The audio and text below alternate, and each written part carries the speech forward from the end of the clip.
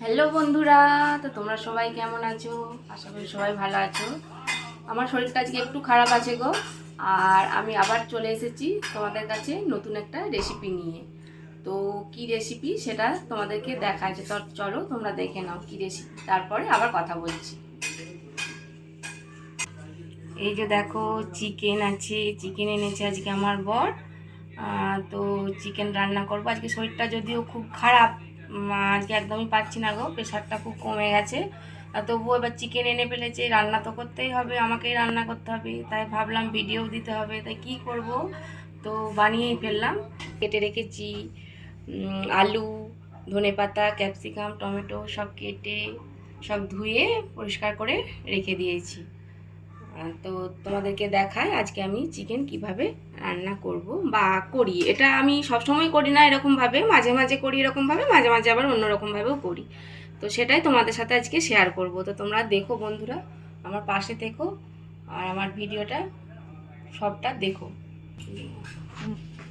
তো আমি কড়াতে তেল দিয়ে দিচ্ছি। প্রথমে অল্প করে তেল দেবো আলুটা ভাজার জন্য।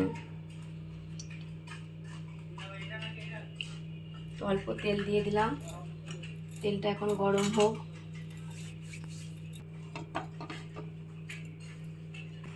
তো তেলটা হয়ে গেছে, কড়াতে দিয়ে দিয়েছি, এবার আলুগুলো দিয়ে দিচ্ছি।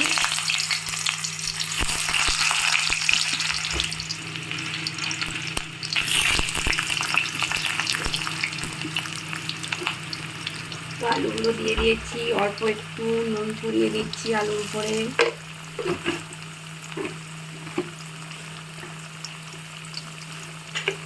অল্প হলুদও দিয়ে দিচ্ছি।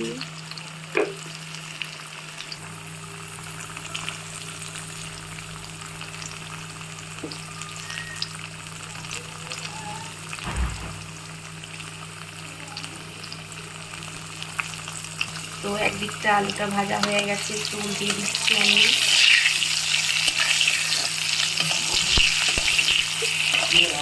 আর একদিকটা ভাজা হয়ে গেছে আলুটা, আর একদিকটা ভাজছি। আলুটা একটু ভালো করে লাল লাল করে ভেজে নেবো।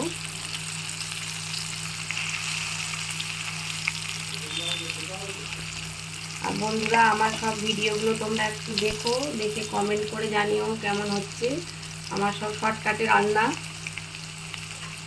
তো আমি আবার একটু তেল দিয়ে দিচ্ছি, খুব বেশি তেল দেবো না, অল্প করে দিয়েছি।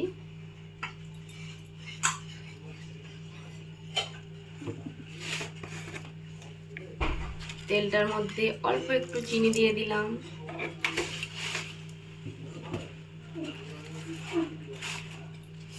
একটা তেজপাতা দিয়ে দিলাম।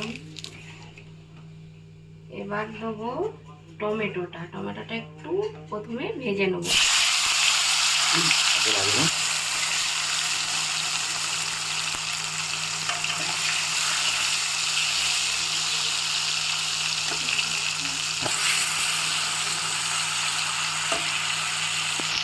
তো এই তেলে একটু কাশ্মীরি লঙ্কা দিয়ে দিলাম, কারণ তেলে কাশ্মীরি লঙ্কাটা দিলে কালারটা খুব সুন্দর আসে।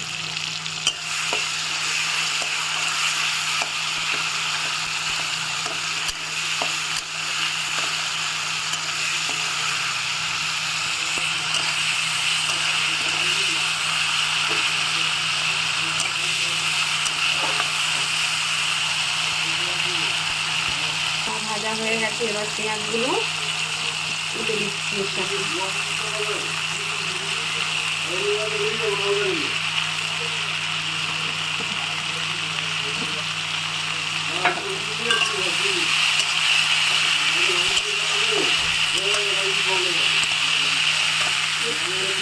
তো পেঁয়াজটা আমার হালকা হালকা ভাজা হয়ে গেছে, আর একটু ভাজবো। তো আমার পেঁয়াজগুলো ভাজা হয়ে গেছে, তো আমি এবার মাংসটা তুলে দেবো। মাংসটাও পেঁয়াজগুলোর সাথে ভাজবো, কারণ মাংসটা যদি একটু ভেজে নিই না, তাহলে একটা যে মাংসের যে একটা আস্তে গন্ধ ছাড়ে, সেই গন্ধটা আর ছাড়বে না।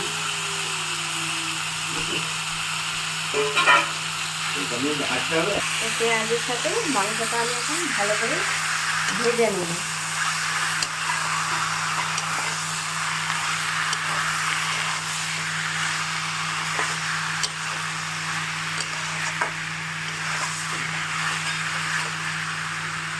মাংসটার মধ্যে নুনটা একটু ছড়িয়ে দেবো, তাহলে এখন ছড়িয়ে দিলে কি হবে, মাংসটাতে নুনটা দিলে মাংসের ভেতরে নুনটা ভালো ঢুকে যাবে।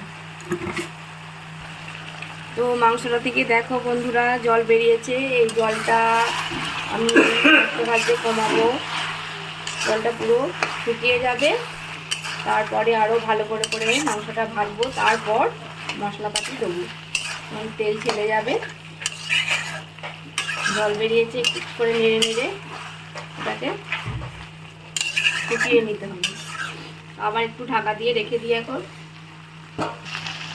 তো বন্ধুরা দেখো জলটা শুকিয়ে গেছে, শুকিয়ে দিয়ে মাংসগুলো থেকে তেল বেরিয়েছে কীরকম দেখো, ওর জন্য কম তেল দিয়েছিলাম, জানি চিকেনটা ভাজতে ভাজতেই তেল বেরিয়ে যাবে, ওর জন্য কম তেল দিয়েছি।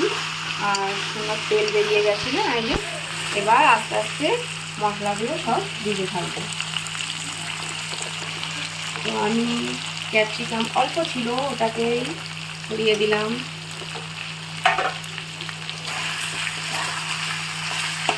এটাতে যদি টক দই থাকতো আরও ভালো হতো, কিন্তু আমার এখন টক দই বাড়িতে হবে না। এরপর আদা রসুন দিয়ে দিচ্ছি।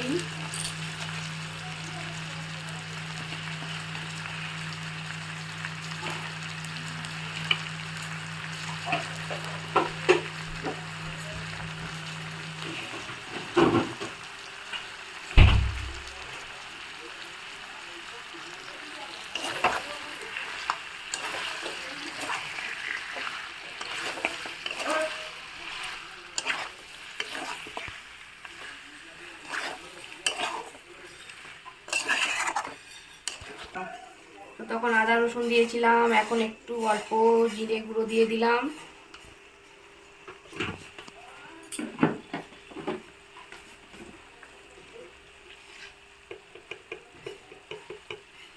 হলুদ গুঁড়ো দিয়ে দিলাম,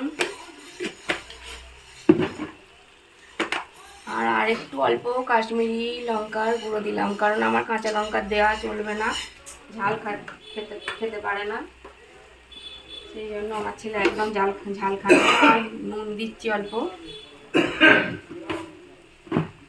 দিয়ে মাংসটা এবার ভালো করে কষাতে থাকবো।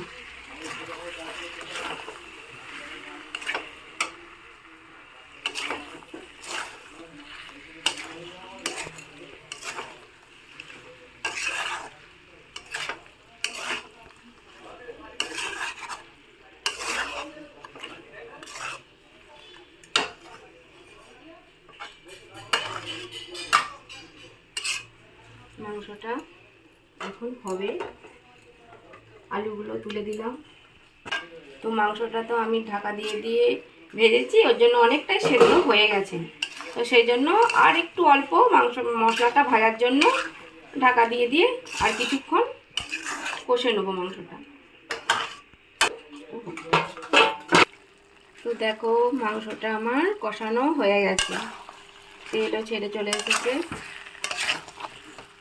দেখো সুন্দর একটা গন্ধ বেরিয়ে গেছে। তো কে চিকেন খাবে চলে আসো আমার বাড়িতে, চিকেন রেডি করে ফেলেছি, আর একটু লাগবে টাইম, তারপরেই রেডি হয়ে যাবে।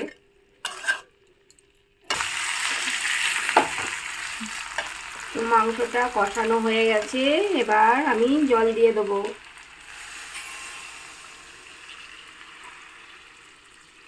জল বেশি দেবো না, কারণ আমার ছেলে বেশি ঝোল খেতে চায় না, একটু রস রস করবো, মাংসটা অল্প অল্প।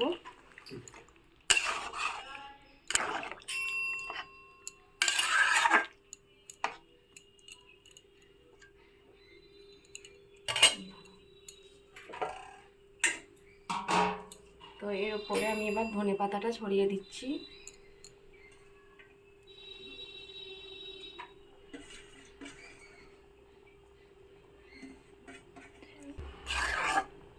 মাংসটা সেদ্ধ হয়েই গেছে, আলুটা তো পরে দিয়েছি, ওর জন্য আলুটা একটু সেদ্ধ হয়নি, সেই জন্য একটু ফুটে যাক, ঢাকা দিয়ে দেবো, মাংসটা কমিয়ে দেবো একটু গ্যাসটা, তাহলে আলুটা সেদ্ধ হয়ে যাবে।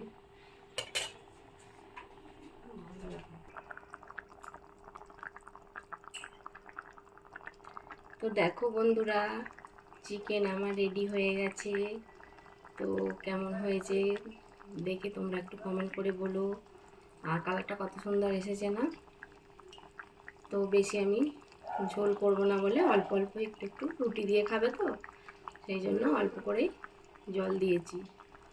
আর তোমরা আমার পাশে থেকো, আমাকে একটু সাপোর্ট করো। আর তোমরাও ভালো থেকো, সুস্থ থেকো। আবার পরে একটা ব্লগ নিয়ে চলে আসবো। ততক্ষণ তোমরা সুস্থ থেকো, ভালো থেকো। আর আমার চিকেন রান্নাটা কেমন লাগলো তোমরা বন্ধুরা একটু জানিও। আর আমার যদি কিছু ভুল হয়ে থাকে তো তোমরা ক্ষমা করে দিও। তো টাটা আজকের মতো।